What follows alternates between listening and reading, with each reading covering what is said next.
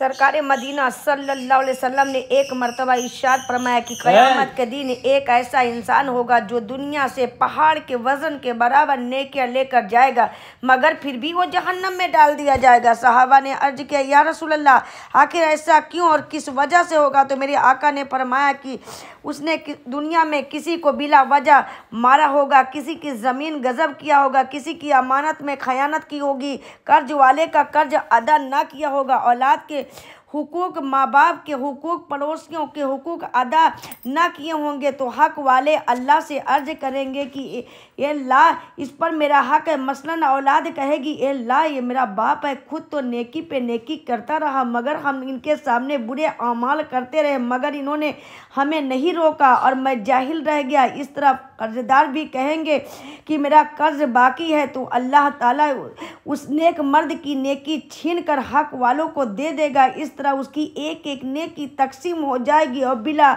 आखिर हुक्म इलाही होगा कि फरिश्तों इसे ले जाओ, जहन्नम में डाल दो। तो ऐ मेरी इस्लामी और माँ और बहनों, आपने देखा कि किस तरह नेकियां तकसीम होंगी।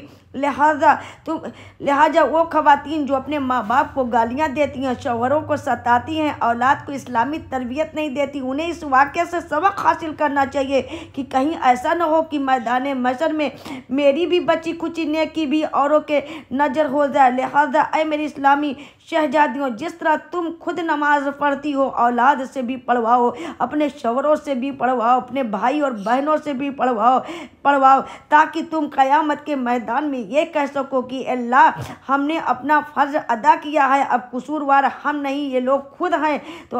तो इस्लाम की शहजादियों, ये तो अल्लाह की इबादत है, लेकिन बंदों के हुकूक के मामले में हमें जो है नहायत जो है होशियारी से काम लेना चाहिए। मसलन जो है, आपने अगर किसी का कर्ज लिया है तो उसे जल्दी अदा करने की कोशिश करना चाहिए। अगर किसी को सताया है तो उससे माफ़ी तलब करना चाहिए। कि अगर किसी की अमानत में खयानत की है तो उसे उसकी अमानत वापस करने में यानी जल्दी करना चाहिए। इसलिए कि बंदे के हुकूक के बारे में ये इरशाद है कि जब तक बंदा माफ़ ना करेगा, अल्लाह भी उसे माफ़ नहीं फरमाएगा। आज हमारे यहाँ किसी का कर्ज लेकर पचा लेना, किसी का माल गजब कर लेना वगैरह वगैरह एक आम बात हो गई है। मगर आइए मैं एक सच्चा वाक़या आपको सुनाऊं कि एक बुज़ुर्ग का इंतकाल हो गया। एक मुरीद ने उनको ख्वाब में देखा तो फरमाया कि पूछा कि हुजूर आप कैसे हैं? तो फरमाया, अल्लाह ने तो मुझे अपने फजलो करम से बख्श दिया, मगर मैंने फला आदमी से एक सुई ली थी और उसका पैसा मेरे ज़िम्मे बाकी रह गया है। लिहाजा मैं उसको कर्ज की वजह से कुछ अजाब में गिरफ्तार हूँ, क्योंकि ना तो मैं अदा कर सका और ना ही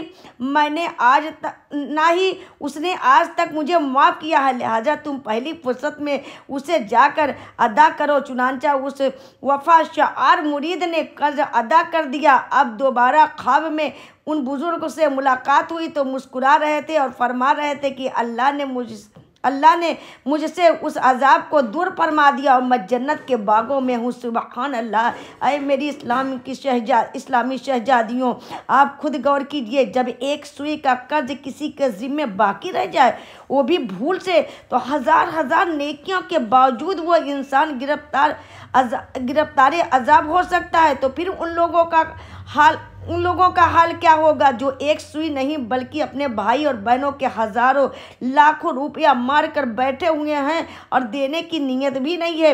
कोई किसी की ज़मीन गज़ब कर रहा है, कोई किसी यतीम का माल हड़प कर रहा है, कोई किसी की दौलत पर नाजायज़ कब्ज़ा कर रहा है, तो कोई किसी यतीम का माल खा रहा है। गर्ज की आप जिस तरफ देखिए यानी खयानत का बाज़ार गर्म नज़र आता है। हम अपनी चंद रोज़ा दुनिया को आबाद करने की खातिर अपनी आखिरत को बर्बाद करती नज़र आ रहे हैं। कोई थोड़े से मुनाफा और आमदनी के लिए अपने यानी अकीदा और ईमान का सौदा करते नज़र आ रहे हैं। लिहाजा ऐ मेरी इस्लामी माँ और बहनों, खबरदार, इससे पहले कि मौत का फरिश्ता तुम्हारी या हमारी रूह कब्ज़ करे। अब अपने सारे गलत करतूत से यानी सच्ची तौबा कर लेना चाहिए, अपने गुनाहों से सच्ची तौबा कर लेना चाहिए। और जो भी तुम पर किसी का हक है उसे पहली फुर्सत में अदा करने की कोशिश करना चाहिए।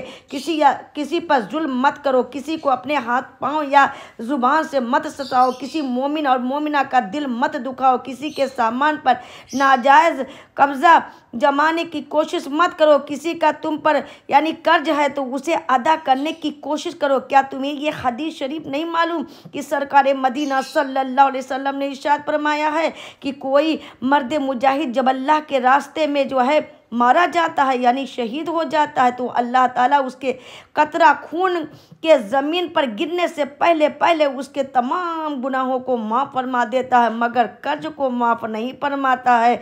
अगर किसी का उस पर कोई हक है तो वो माफ़ नहीं होता है जब तक कि हक वाला माफ़ नहीं करेगा। गोया रब की माशियत आवाज़ दे रही है कि ऐ मेरे बंदो, ऐ मेरे बंदियों, तुमने मेरे हुकूक की अदायगी में अगर कमी की है तो मैं बेशक उसे माफ़ करने पर कादिर हूँ और माफ़ करता भी हूँ। लेकिन तुमने जो मेरे बंदों के हक में कमी की है या किसी का हक मारा है तो सुन लो, जब तक वो तुझे माफ़ नहीं करेगा मैं भी तुम्हें माफ़ नहीं करूँगा। लिहाजा हमें चाहिए कि इन वाक़यात से इबरत हासिल करें और अपने आमाल की इस्लाह करें ताकि हमारी दुनिया भी संवर जाए और आखिरत भी संवर जाए। अल्लाह ताला हर मोमिन हर मोमिना को जो है नेक आमाल करने की तौफीक अता फरमाए। आमीन।